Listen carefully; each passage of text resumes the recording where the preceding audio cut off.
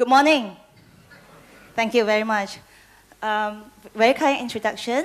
As mentioned, my name is Eunice Tan. I'm the director of JPS Consultancy Private Limited.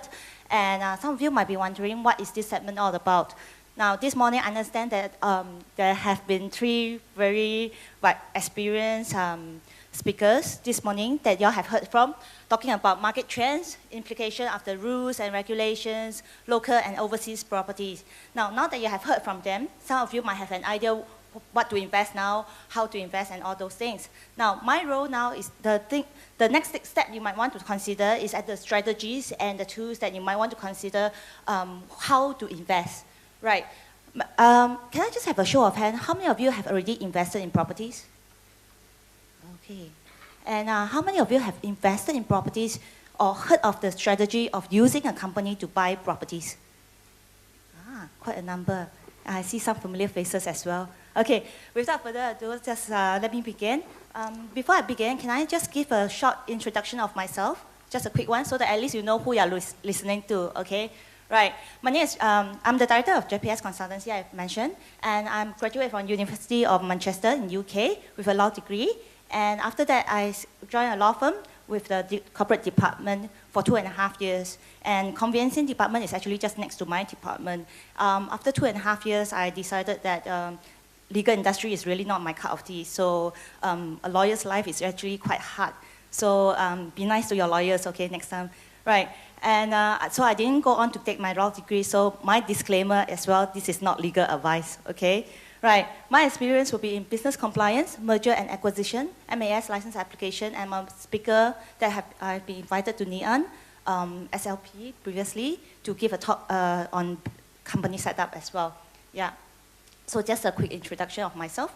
What I'm going to say is you do not need a legally qualified person to share with you what I'm going to share with you next. Right. Very quickly, my objective here today is actually to share with you why use a private limited company to buy properties, and when do you do that. It's not that every time you buy a property, you use a company to do it. Sometimes it may not be an advantage to do that as well. And very quickly, the differences between buying a property under a personal name and a company name. And lastly, just a quick summary flowchart of the whole process. Right? Why? Why do you use a company to buy especially commercial properties? Yeah? Okay, one main reason is because it's to claim back the GST incurred during the process. Can I have a show of hands? How many of you are aware there are 7% GST incurred on commercial properties most of the time? Yeah? So by using a company, when you set up an investment company, get it GST registered, you can actually claim back the GST that you have incurred when you buy the commercial properties. So if, let's say, the property is $1 million, how much is the GST? How much is the GST? What's the percentage now?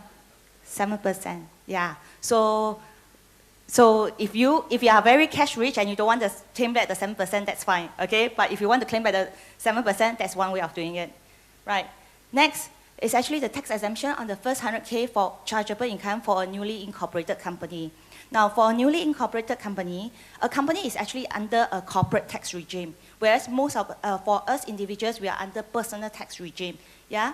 And a newly set up company, the first 100K, chargeable income is actually a technical accounting term. So loosely, for discussion purpose, we can just say that it's net profit. So for the first 100K, for the first 3 years of a company, you are actually not taxed.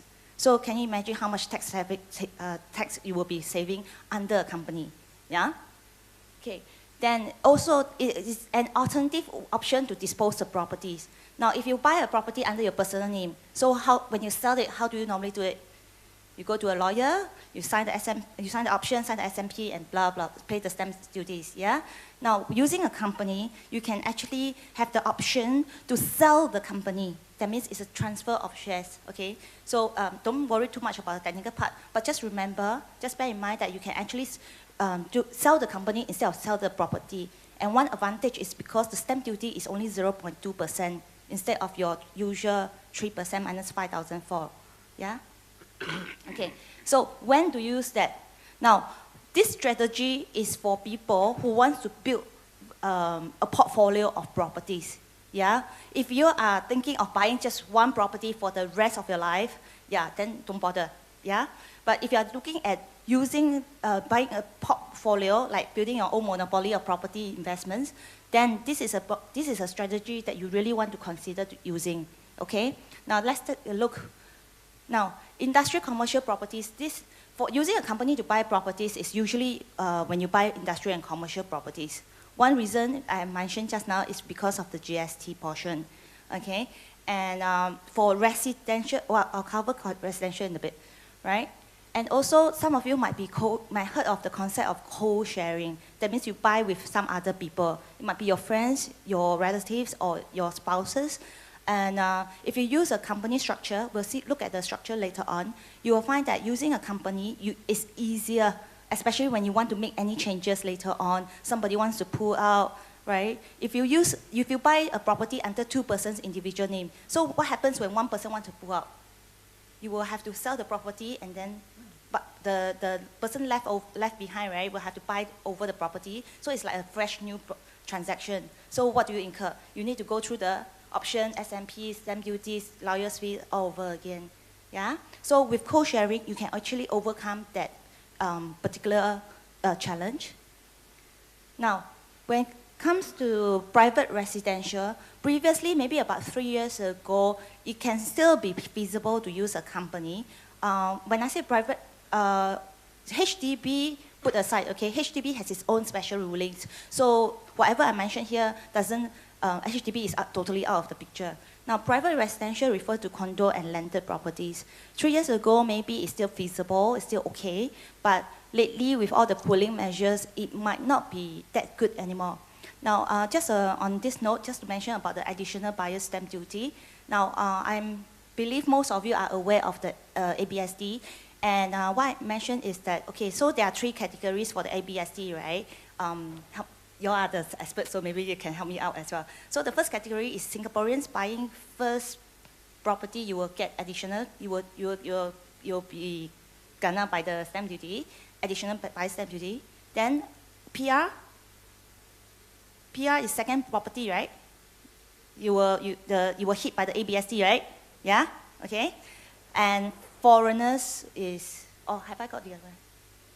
Yeah, okay, so foreigners, okay, my main point is that foreigners will get extra, additional 10% additional buyer's stamp duty, correct? Now, if you have the category of Singaporeans, Singapore PR and foreigners, then what about companies who still want to buy private residential? Which category they fall under? They fall under the foreigners category. So if you use a company to buy private residential, be prepared to pay the additional 10%.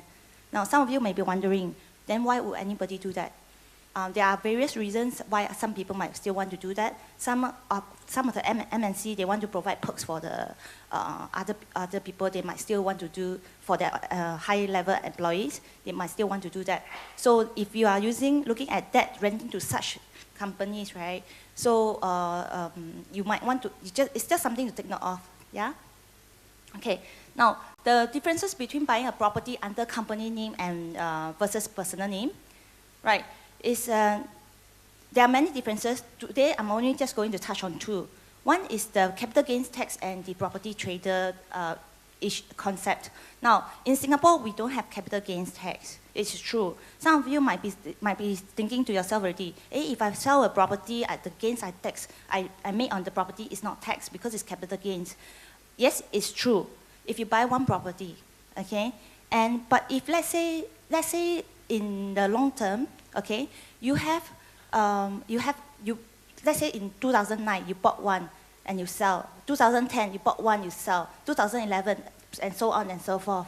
Now, IRAS has this concept called property trader. That means as an individual, you are actually, if they might look at it as you are trading in properties. Meaning what? Meaning that you are actually buying and selling properties as though it's just like another business. Now, if that is the case, they don't see it as capital gains. They see it that you are actually making an income buying and selling properties. And because it's an income, it falls under, you have to declare it, the income, your personal income tax will come into the picture. So can you imagine how much tax you're going to pay on those gains that you have made? Yeah? Okay, now you might be wondering when do you be considered as property trader and all. IRAS is very clever. They don't give you the definition. They will tell you, okay, what are the factors that they take into consideration, such as the frequency, okay, the size of the transaction, how much, and how long you hold the property for, and things like that. So they just give you the list of factors that they take into consideration, that's all, okay? So there is no way to tell, because they know if they put 4 properties, then what do? You buy 3 lah, correct? Most people will get around the system in one way or another. So they only do guidelines, yeah? Now, also in terms of personal tax and versus corporate tax. Now, how many of you here pay tax? Actually, all your hands should be up, okay? Right, okay. Personal tax is based on a progressive manner. So it's like a triangle, and the first 20K is tax exempted. So if you're making 20K per annum, then you don't have to pay tax. Now, corporate, and it goes up as your income gets higher. Now, corporate tax is a flat rate of 17%, 17. And as mentioned, if the company is newly set up, the first 3 years, the first 100K is tax-free, right? Okay, so how does this impact? It means that if the company buys a property that comes with tenancy, agreement, let's say your tenancy is 2K, your rental is 2K per month. So annually you have 24K. Now, if you buy under personal tax, you will have to declare it until when you do your personal tax, and that may take you to the next higher bracket. Now, whereas with corporate tax, it's tax on the profit. So even before the tax comes in, right, the 24K is only considered the revenue minus all the expenses. You're only left with this amount, let's say 10K. And 10K, because 10K falls under the 100K tax exemption, you don't have to pay any tax. So by the same property, the same income, but if you use personal tax, you will have to pay some tax on your personal income, and whereas with corporate tax, you won't have to at least for the first 3 years, or subsequently you don't have to pay that much. Okay. Now, some of you might be wondering, okay, setting up a company, like you might have heard, it's very hassle, a lot of compliance and things like that. And just setting up an investment holding company is actually very easy, okay? Right, we set up in 3 stages. The stage 1 is that you can set up your company first, yeah? And you get the GST registered so that you can claim back your GST if this is applicable. If you happen to buy a property that don't have GST, then you can skip this step, okay? Right, and the stage 3 is all the compliance. Compliance, generally, you can divide into 2 areas. One is what we call the corporate secretarial services, and the other is the accounting services, yeah? Now, what are the basic requirements for setting up a private limited company? Now, many years ago, it was a little bit more challenging to set up a private limited company in Singapore, okay? But the last, 5 years, 7 years, it has been, Singapore has made it very, very easy, yeah? You can even start a private limited company just by 1 person, yeah? So you only need a minimum of 1 shareholder. Okay, shareholders are the owners of the company, and I always say this in all my talks, this mantra, if you forget everything in my segment, okay, remember this, shareholders own the company, company owns the property, okay? You must always remember that, because some of the information you might be overwhelmed with all the information you have received, but once you get that into your mind, you will find that everything falls into place a lot easier. So let me repeat, shareholders own the company, company owns the property, okay? Right. Next is just a minimum of 1 local director. There's a meaning to the local director, right? Local director refers to a Singaporean or Singapore PR. And if you are a foreigner looking at setting up a company on your own, you need to take extra step of applying an entrepreneurial pass. Any foreigners in the house? No. Okay. So if you don't have foreigners, then if you are not if you are foreigners, then you just need to take note of this. Yeah. Okay. If you are combining, if you are co-sharing, you are setting up a company with a foreigner, okay, and you are Singaporean, then this last step of the entrepreneurial pass, you don't have to worry about it either, because you only need minimum 1 local director. Yeah. Now, just now I mentioned shareholders own the company. Yeah. The director runs the company, meaning that they will be responsible for signing all the contracts, okay, and getting the loan and everything. Now, just to take note of this, newly incorporated company, there's no track record. So probably, most likely, the bank will ask the director to give a personal guarantee as well when you get the loan. So take note of that. And when it comes to that, they will assess the directors based on personal criteria as well. So things like your age, your credit rating, how much loan you have outstanding, and all those things, yeah, would be taken into consideration. So for those who are, and also another thing is that employees, if you're looking at this method, you might want to just take a look at your handbook as well, especially for civil servants, bankers, and people working with authorities. You might have a slight clause in your employment handbook to say that you're not supposed to set up to be a director of another private limited company. Those on stock exchange, that's fine, okay? And yeah, and NS guys also, those regulars, you might want to just take a quick look. Sometimes it's not a blanket ban, it's just that you need to do a declaration. Because I have clients who overlook this part, and they set up companies already, and then and when they do their yearly declaration, the HR department said that, hey, you cannot do this. Then they have trouble, they have to switch, they have to make changes and all those things. Yeah, so you might as well, if you know that there might be a slight challenge there, you might want to just get it sorted out in the first place. Right, and another requirement is the appointment of a company secretary. Now, when we set up a company for our clients, usually that will be myself, and the role of a company secretary is to ensure the compliance, your yearly compliance, which is actually not a lot actually for a private limited company nowadays, and we'll have a look later on. And the share capital-wise is actually only $1, okay, minimum $1. But please take note, okay, although it's only like $1 you can set up a company in Singapore, but please take note, because when it comes to the loan, do you think the bank would be likely to lend to a $1 company? Not very likely, unless you have a very good relationship with the banks and a central, very good rating and all those things. Now, they might, so our suggestion and banks also very clever, they don't tell you how much share capital they want you to do, right? So from what we have observed is that preferably use 50,000 or 10% of the purchase price.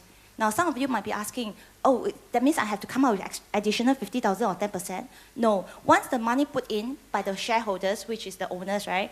Once, say, for example, the shareholders put in the 50,000, right? This money now becomes money belonging to the company. Always remember, a private limited company is on its own, yeah? And so what happens is that the directors can actually, now that the money belongs to the company, the director can utilize all this money, okay? Which means that you can pay towards your down payment of 10%, 5%, 10%, stamp duty, legal fee, whatever fee, my corporate secretarial fee, yeah. So it's not additional amount, yeah. And if you take note, 50,000 for property investment is not a lot of money, and that usually at most for loans nowadays, if you have very good rating and all, you get 80%. You need to come up with 20% cash anyway, and this 10% of purchase price, this share capital amount can be considered as part of the down payment. Right.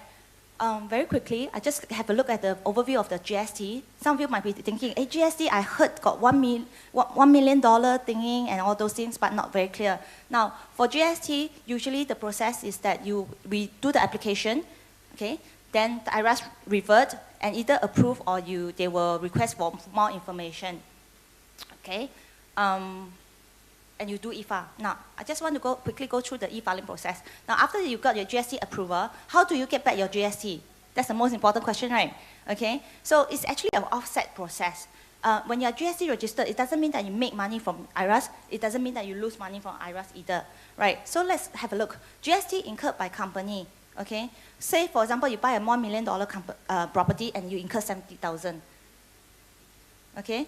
So by right, you should be paying 70,000 to IRAS. But let's say it's actually tenanted out, and you rent out, and the GST you charge to the tenant is $420. So what happens? You only claim back 69,580. Now, do you lose out on the 420? No, because the tenant actually pay you the 420. Okay, right? Now, what if the scenario is reversed, right? So, for example, if you have been tenant, the company incurred $420 GST, by right, you should be giving $420 to IRAS, right? And you charge, say maybe you sell, okay, you sell 1 million and you charge 70,000. Now, in this case, you are actually paying back $69,580 to IRAS. Okay, it doesn't mean that you lose out either. Why? Because when you sell the property, normally who will pay the GST? The buyer. So they will be paying. Because remember, last time when you buy, you pay GST. Now when you sell, the buyer also pay GST, right? Cannot be you, when you buy, you incur. When you sell, you also incur, right? Okay, but there is no set rule to say that who must pay GST. Okay, so just when you are buying properties such as this, please make sure your options and your S&P state very clearly is 1 million plus 7% GST, for example. Yeah. Now, company compliance, like I mentioned just now, there are two areas. One is the accounting side, one is the corporate secretarial side. The first one, on the last one, on the unaudited financial statements and the filing of corporate tax, it falls under accounting services. The second and the third, which is holding of AGM and filing of annual returns, will be corporate secretarial services. Okay, why I put in this sequence? Because when doing the compliance, we'll do it in this sequence as well. Okay, now, in property investment, whether you invest in under personal name or company name, very important factor to consider is your exit strategy, even if you're buying under personal name. So after buying the property, what's more important is, are you looking at flipping, renting out, holding it long-term, middle-term, or whatever? Same thing as if you buy under a company name, yeah? Okay, 3 possible scenarios. Now, when you buy the property under a company name, you can still sell the property as per normal. If you do that, then the company becomes empty, okay? Right, after this, if you don't want to keep the company, you can just track off, yeah? Okay? Now, or you can sell off the company.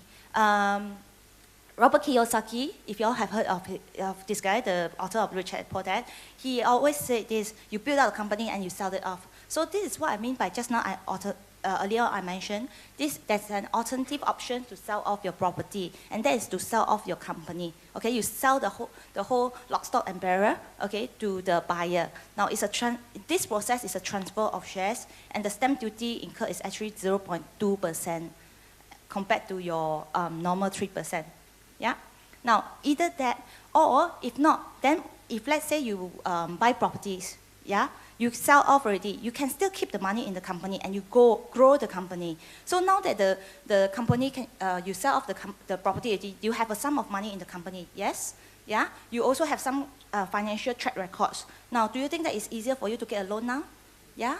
So what happens is that you use the same company to buy more properties, yeah, and this goes on. So you are looking at really long term in that sense. Or you can, like what some of my clients do, is that they just get one company, usually it's a husband and wife team. So what they do is that they buy one property and then they buy another, just build the company till very big. So whether they want to leave it for their children or not, I leave it to you all, okay? Whether they are nice to you or not. Okay, now very quickly, okay, so what we do is that we do consultation services, setting up of the company, corporate secretarial services, and the GST portion for our clients. And with that, I want to thank you for your attention and your time. This is my contact details. It's best that if you have any more queries that I cannot answer, please do email me, okay, or WhatsApp me on the mobile. That will do. Okay, and thank you for your time.